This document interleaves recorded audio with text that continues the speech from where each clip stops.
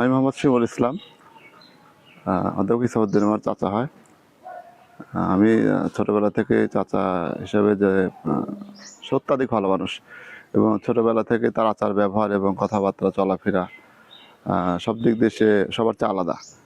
এবং সে তার লেখাপড়া আমরা যতটুকু দেখছি ছোটবেলায়, সে রাজশাহী ইউনিভার্সিটিতে লেখাপড়া করছে। সেখান থেকে কখনো সে কারোর সাথে খারাপ ব্যবহার করেনি।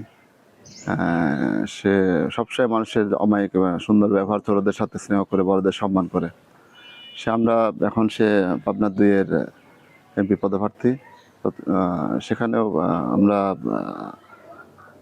তার আচার ব্যবহার, চলাফেরা এবং সব কিছুতেই সে একজন অমায়িক মানুষ। আমরা আশা করি সে তার যে টার্গেটে সফলতা অর্জন করবে।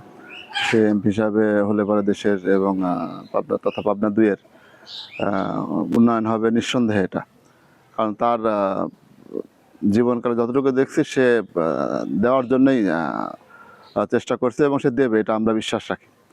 জনগণের এবং তথা পাবনা ২-এর উপকার হবে, এই আস্থা তার উপর আমরা রাখতে পারি ইনশাল্লাহ। এইভাবে আমাদের এখানে তো সে এখন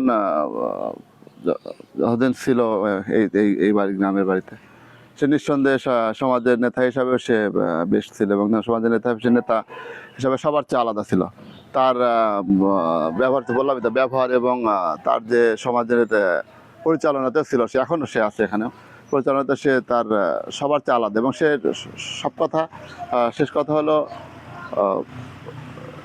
সে সমাজের নেতা হিসেবে যেরকম ছিল, ইনশাল্লাহ সে ওই আপনার এমপি হলে পরেও সে অনেক ভালো কিছুই দেবে দেশকে, এটা আমরা বিশ্বাস রাখতেই পারি।